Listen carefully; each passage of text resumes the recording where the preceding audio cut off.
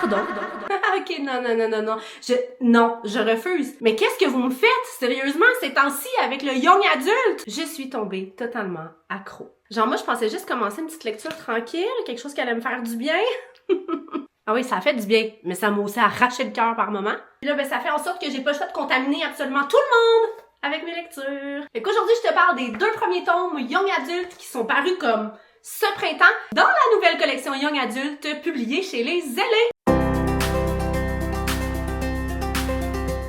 Ok, je vais essayer de te parler calmement de ces 2 livres-là, mais pour vrai, je promets rien. Parce que si tu l'avais pas déjà remarqué, j'ai comme adoré mes lectures. Ce qui est le fun avec ces romans-là, c'est que ça m'a replongé dans l'univers Young Adult, mais Young Adult plus mature aussi. J'en avais déjà lu auparavant, puis je sais pas, là, ça faisait longtemps que j'en avais lu. J'approuve. Tu sais, on parle de personnages qui ont entre 16 et parfois 18, 19 ans, fait qu'on est vraiment dans cette espèce de période floue entre l'adolescence et le début de l'âge adulte. Et je trouve sincèrement que les 2 romans abordent ça d'une façon complètement différente. On sent le même univers, c'est une collection, mais sont vraiment très différents. Le tout premier roman dont je veux vous parler, il s'agit du Le détour d'un été, de Amy Lachapelle. C'est le premier que j'ai lu entre les 2 tomes et honnêtement, ce livre-là me fait ressentir l'été. La saison estivale, j'y étais le genre vraiment. Ça sentait l'été. Pas juste le décor, pas juste une ambiance, je veux dire, j'étais littéralement au Témiscamingue avec Olivia.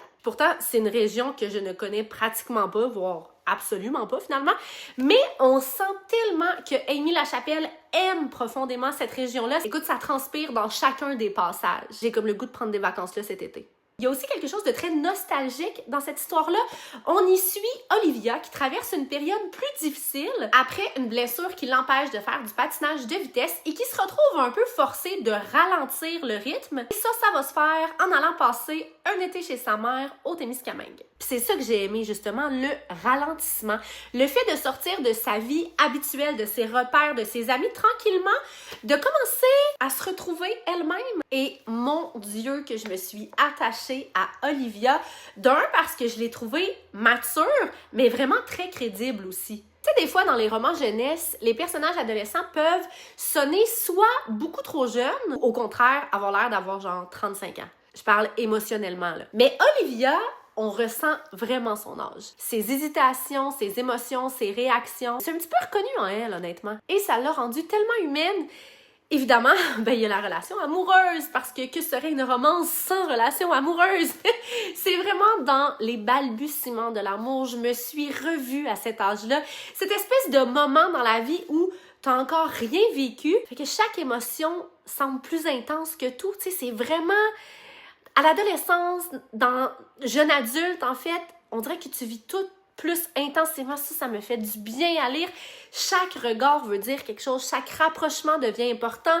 Ça m'a replongé directement dans la fin de mon adolescence. Là, je sais pas comment le définir autrement. Cette espèce de sensation où tomber en amour, c'était comme vertigineux. Ce que j'ai beaucoup aimé aussi, c'est sa relation avec sa mère. J'ai trouvé ça intelligent, habile. La plume de Amy le fait d'une façon... C'est vraiment le mot habile qui me revient, parce que c'est une relation compliquée avec sa mère. Il y a des tensions, des blessures, des maladresses, mais on sent qu'il y a vraiment quelque chose de très sincère, tu sais, un amour vraiment réel. C'est un attachement particulier entre la mère et la fille. Tu sais, on voit que tranquillement, cette relation-là cherche à être réparée, puis ça m'a vraiment touchée. Bref, c'est un livre que je recommande si tu aimes les histoires d'été, les ambiances régionales fortes, les romances douces et les personnages qui apprennent tranquillement à se trouver eux-mêmes. Et là, on change pas complètement d'énergie, mais quand même avec le 2e roman. Et celui-là, je l'ai tout autant dévoré que le premier. Pour vrai, les deux, j'étais comme... Il s'agit du roman Les mains sur le volant de Marie-Lou Addison. Ça, c'était vraiment intéressant pour moi en tant que lectrice parce que Marie-Lou, je la connaissais surtout pour ses romances adultes. Je l'avais jamais lue, en fait, dans ses romans jeunesse. Et puis, mon Dieu, il était temps! On sent qu'elle maîtrise cet univers-là à un autre niveau, là. La fille sait comment écrire un roman jeunesse. Je sais pas, tu sais, je dis jeunesse, c'est young adulte, là. Je me mélange tout le temps dans les termes, là, mais... Bon, dans ce roman-ci, on y suit Charlie qui doit partir en road trip après avoir échoué son examen de conduite. Et finalement, c'est Joël, le fils du chum de sa mère, qui est comme chargé de lui donner des cours de conduite particuliers pour l'aider, justement.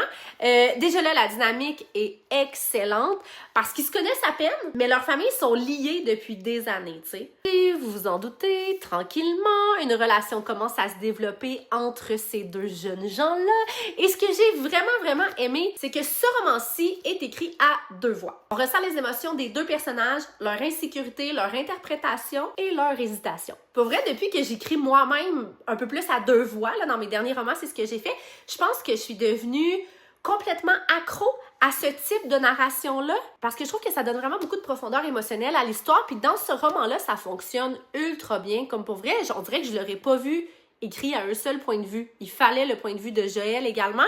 J'ai aussi énormément aimé toute la dynamique familiale, le père de Joël, la mère de Charlie, parce que c'est quelque chose qui arrive quand même souvent, là, dans le roman, la mère de Charlie met énormément de pression sur sa fille, mais ce que j'ai trouvé intéressant, c'est que on ressent son véritable amour pour sa fille. Le roman tombe pas dans quelque chose de caricatural.